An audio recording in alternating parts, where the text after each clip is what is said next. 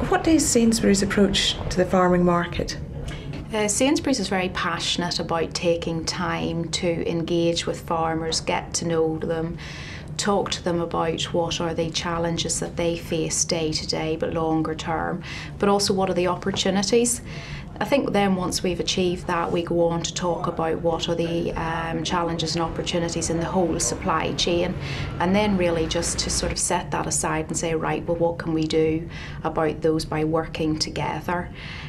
So how do you work with farmers? Well, we work very much with farmers who are doing the job, so we don't have large committees or groups of outside organisations coming in, albeit we take advice. So we very much sit in rooms, we go out to the regions, down onto farm, go through, as I say, challenges and opportunities, and then build on initiatives that we can work on together that would make an actual difference to the farms, and going in tandem with that, building a dedicated supply arrangement so farmers very much know that they're supplying Sainsburys, and yet we know exactly what's happening on their farms, that we can talk to our customers about that as well. So very hands-on, ground level, working together for a common approach and goal at the end. What are you doing to improve things technically and financially for farmers?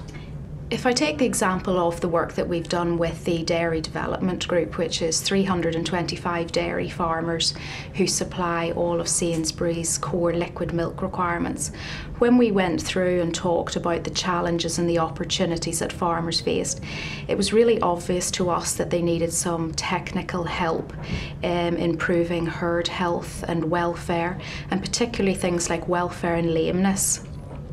So Sainsburys fully funds milk recording to help populate a database to draw out the key things to work on. We pay by Sainsburys, fully funded, for 2 veterinary visits a year, which is a hands-on walk the farm, look at the cows and talk about what that farmer can implement for his individual basis. So we're not taking a blanket one-size-fits-all approach. And then another example, which what we've done on the environment. So interestingly, the group said when we were bouncing ideas around, well, everybody's talking about the environment, we look after so much of it, what can we do to better shout about the good things that we do? So all of our dairy group are part of the entry-level stewardship scheme, but also they're all undertaking an annual visit on their farm to assess their carbon footprint. And then we're taking those ideas and what they can do then to improve their carbon footprint on farm. So an example of that would be nutrient testing of soil, nutrient analysis of manure, and applying it at the right times. So there are efficiency gains in financial terms for the farmer, and it's also better for the environment as well. In the long term, I mean, where do you see the market going in future for agricultural produce? Well, certainly from Sainsbury's perspective, I mean, we've been supporting British farming for almost 140 years now, and we certainly don't see that changing. Our customers are much more interested in where their food comes from, how it's produced, who's producing it, and, for example, the animal welfare standards within that. So we'll be seeing a real move to ethical sourcing. So if you relate that back to British farming, where I see the market going, it's a really positive outlook. Customers have never been more interested. There are a lot of public-facing celebrities who are supporting British farming as well. So I would say the outlook is very positive, and certainly within our own business, demand is growing and growing for British produce. What about contracts? Is there a demand from farmers for those? Interestingly, it's quite cyclical. I get requests for contracts when the market is falling or the prices are low, but on a rising market, I have to say those number of requests completely dry up. So if you look at the market in the last 18 months, where we've seen increases in almost all areas of agricultural produce, I haven't received any requests. If demand is growing for British produce, will farmers, can they have any guarantee of supply or price?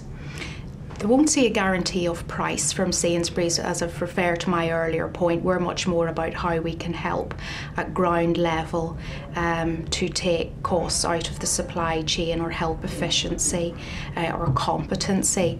But with regards demand, as I say, certainly Sainsburys is stocking more and more locally produced food. Where we can sell British produce, we are doing. We're extending it throughout our business, so where we may have historically, or the media have historically focused on just fresh, we're extending that through many divisions in our own business. So from January 2009, we moved all of our ready meals to British, all our cooked hams, sausages, and moving to further processed, moving those to British as well. So as I say, certainly demand will continue to grow, and if you follow market economics, it's a good picture for British farmers.